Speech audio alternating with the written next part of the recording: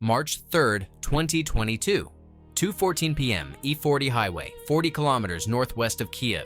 A Russian mechanized column stretched for 17 kilometers. Over 400 vehicles, tanks, infantry fighting vehicles, mobile artillery, fuel trucks, ammunition carriers, and command vehicles. The column represented a significant portion of Russia's northern offensive force. Its mission was clear: push through to Kyiv, encircle the capital, force Ukraine's surrender. Russian commanders were confident. The column moved in daylight, visible from space, because they believed Ukrainian forces lacked the capability to stop it. They were wrong. At 2:17 p.m., a Bayraktar TB2 drone loitered at 18,000 feet, 25 kilometers from the column. Its electro-optical targeting pod tracked vehicles through scattered clouds. The drone's operator, sitting in a control station 180 kilometers away, had authorization to engage. Ukrainian military intelligence had identified this column 12 hours earlier using NATO satellite imagery. Now, Ukraine was about to demonstrate what happens when modern precision weapons meet Soviet-era tactics. This is Warfist TV, where we break down the ambushes that stopped Russia's advance on Kyiv. Because this column, worth over $800 million in equipment and carrying 3,000 Russian soldiers, was about to be destroyed. Not by overwhelming force, but by tactics, technology, and perfect timing. Subscribe. You need to see how Ukraine turned a Russian armored column into a graveyard. The road to Kyiv's northern approaches became Russia's first major defeat of the war. To understand how, we must first understand Russian doctrine. Soviet military theory, which Russian forces still largely followed, emphasized mass and momentum. Armored columns push forward rapidly, overwhelm defenders through sheer weight. Logistics follows behind. The assumption was that Ukrainian forces, outnumbered and outgunned, would either retreat or be overrun. Russian planners had not accounted for three factors. First, Ukraine had received dozens of Bayraktar TB2 drones from Turkey beginning in 2019. These medium-altitude, long-endurance drones carried laser-guided MAM-L and MAM-C smart munitions. Each drone could loiter for 27 hours at altitudes up to 25,000 feet, far above the range of most Russian short-range air defense systems traveling with ground columns. Second, Ukrainian forces had positioned anti-tank teams along the E40 Highway weeks before the invasion. These teams, equipped with Javelin, NLED and Stugna P anti-tank guided missiles, knew the terrain intimately. They had prepared ambush positions, fallback routes, and supply caches. Third, Ukrainian strategy prioritized destroying Russian logistics, not just fighting vehicles, but fuel trucks, ammunition carriers, and command vehicles. Without fuel, tanks become stationary targets. Without ammunition, artillery becomes useless. Without command vehicles, coordinated operations collapse. At 2:14 p.m. on March 3rd, all three factors converged on that 17-kilometer column. The Bayraktar TB2's targeting pod identified a fuel convoy at the column's center, 8 KAMAZ fuel trucks, each carrying 10,000 liters of diesel, enough to fuel dozens of tanks for hundreds of kilometers. The drone operator selected a MAM-L laser-guided munition, weight 22 pounds. Warhead, high-explosive anti-tank shaped charge. Guidance, semi-active laser homing. The MAM-L dropped from the drone's hardpoint, fell for 8 seconds, then its seeker head locked onto the laser designation from the targeting pod. At 2:15 p.m., the MAM-L struck the lead fuel truck. The shaped charge penetrated the tank. Diesel fuel ignited. The truck exploded with a fireball that rose 150 feet. The explosion triggered a chain reaction. A second fuel truck, 30 meters behind the first, caught fire as burning fuel splashed across its tank. Within 90 seconds, 3 fuel trucks were burning. Black smoke billowed into the sky, visible for 30 kilometers. Russian forces halted. This was their first mistake. Soviet doctrine called for immediate dispersal when under air attack. Move vehicles off the road. Spread out to minimize damage from follow-up strikes.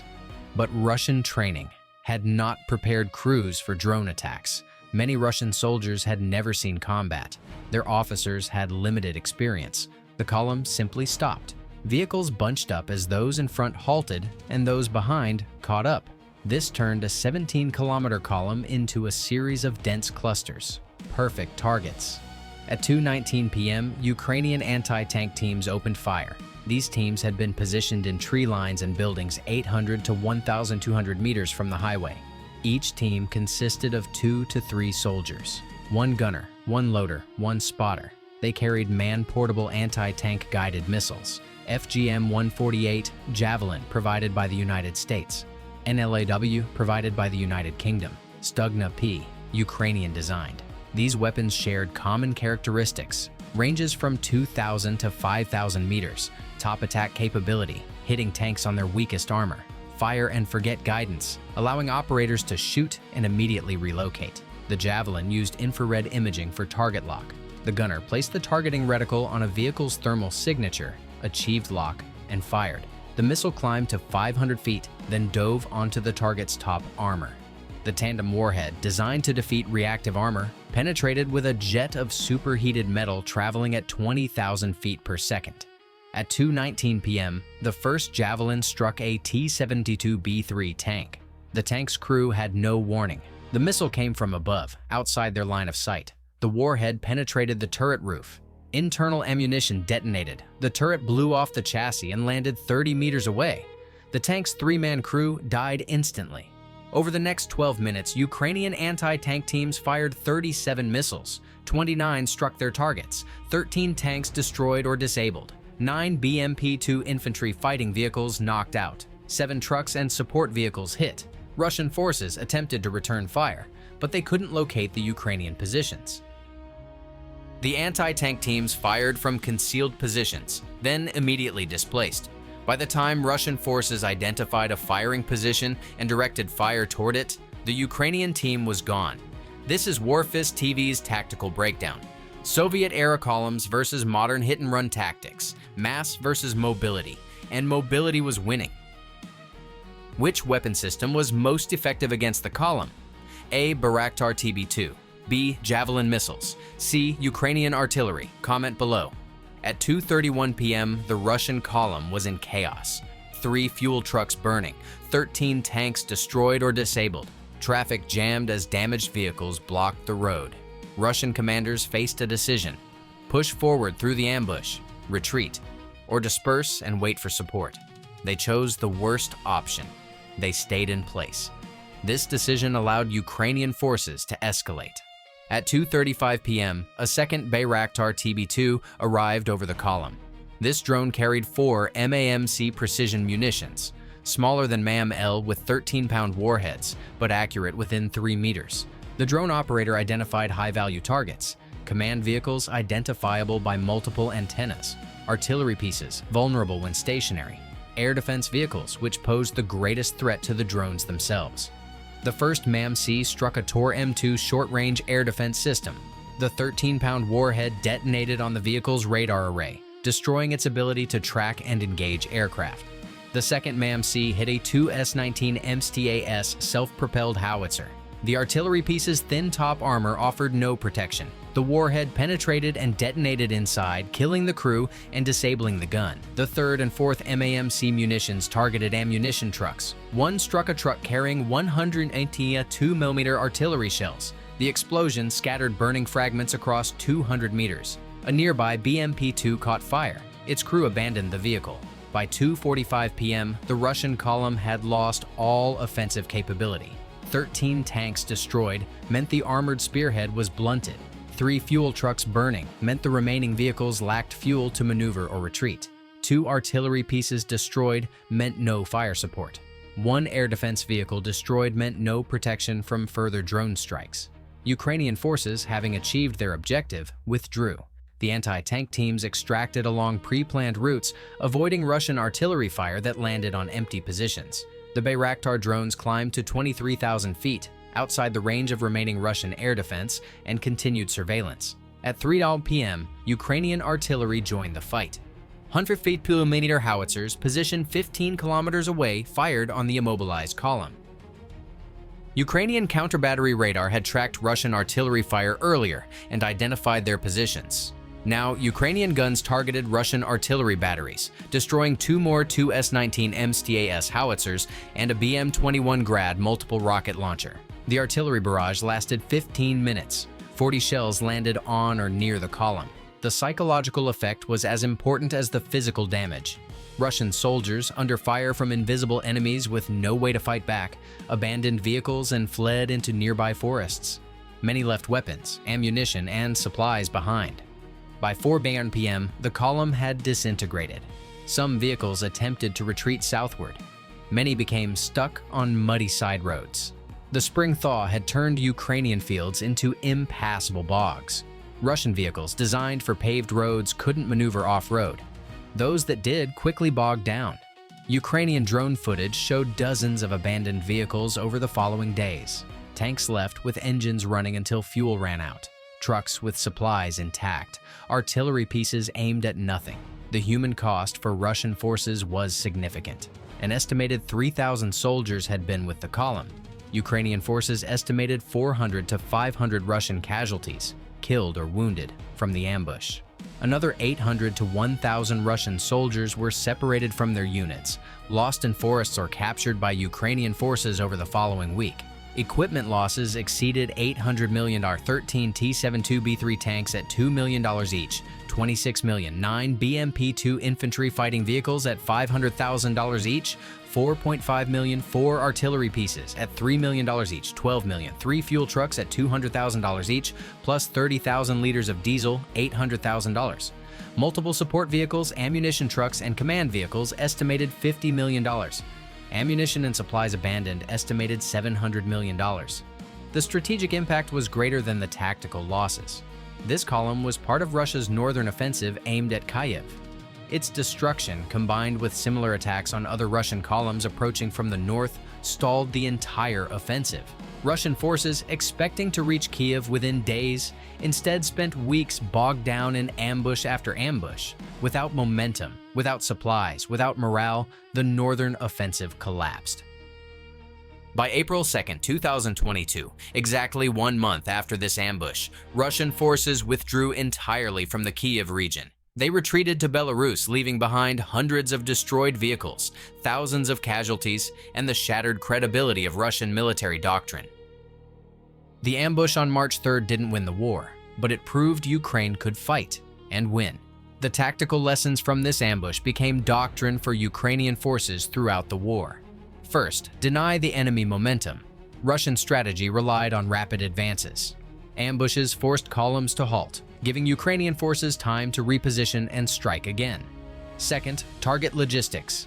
Destroying a fuel truck has more strategic impact than destroying a tank. A tank without fuel can't advance. An army without supplies can't sustain operations. Third, use precision weapons efficiently. Each Javelin missile costs $175,000. Each MAM-L munition costs $20,000. These are expensive weapons, but destroying a $2 million tank with a $175,000 missile is cost-effective. Destroying 8 fuel trucks with 4 $20,000 munitions, eliminating fuel for dozens of vehicles worth hundreds of millions, is an extraordinary return on investment. Fourth, exploit terrain. Ukrainian forces knew every road, forest, and field. Russian forces operating in unfamiliar territory couldn't maneuver effectively. This geographic advantage compensated for numerical inferiority. Fifth, integrate multiple weapon systems. Bayraktar drones provided surveillance and precision strikes. Anti-tank teams provided close-range firepower. Artillery provided area suppression. Combined, these systems created overlapping kill zones. Russian forces couldn't escape. The psychological impact was significant. Russian soldiers, promised a quick victory, instead faced invisible enemies who struck without warning and disappeared. Bayraktar drones became symbols of Ukrainian resistance. Footage of Russian tanks exploding spread across social media, damaging Russian morale and bolstering Ukrainian confidence. Russian doctrine, emphasizing mass and momentum, proved inadequate against modern precision weapons and guerrilla tactics. Soviet-era formations designed for set-piece battles in open terrain became death traps on Ukrainian roads. The Russian military, for all its size and budget, had not adapted to 21st century warfare. For Ukraine, the ambush validated Western military aid. Javelin missiles, NLOW rockets, and support from NATO intelligence proved their worth. This success encouraged Western partners to provide more advanced systems. HIMARS, M777 howitzers, Patriot air defense, and eventually tanks and fighter aircraft. The road to Kyiv, littered with destroyed Russian vehicles, became a testament to Ukrainian resistance. It showed that Ukraine would not surrender. It showed that Russia's military was not invincible. And it showed that modern warfare favors precision, intelligence, and tactics over brute force. The 17-kilometer column that approached Kyiv on March 3, 2022 was destroyed not by overwhelming force, but by superior tactics and technology. The column represented Russia's best chance to quickly capture Kyiv and force Ukraine's surrender. Its destruction ended that possibility. From March 3rd onward, Russia's war in Ukraine transformed from a rapid offensive into a grinding attritional conflict. The ambush didn't determine the war's outcome, but it determined that the war would continue and that Ukraine would have a chance to fight back. The answer to the quiz? B. Javelin missiles. While Bayraktar drones provided critical surveillance and precision strikes, Javelin anti-tank missiles destroyed the most high-value targets. 37 missiles fired, 29 hits, 13 tanks destroyed. That's a 78% hit rate and a cost-exchange ratio of approximately 10-to-1 in Ukraine's favor. Think about what this battle represents. A 17-kilometer column, 400 vehicles, 3,000 soldiers, $800 million in equipment, destroyed by fewer than 100 Ukrainian soldiers with man-portable weapons and drone support. This is asymmetric warfare. This is how defenders with modern weapons defeat attackers with outdated tactics. Russia expected Ukraine to fight like it was 1990. Ukraine fought like it was 2022. That difference decided the Battle of Kyiv.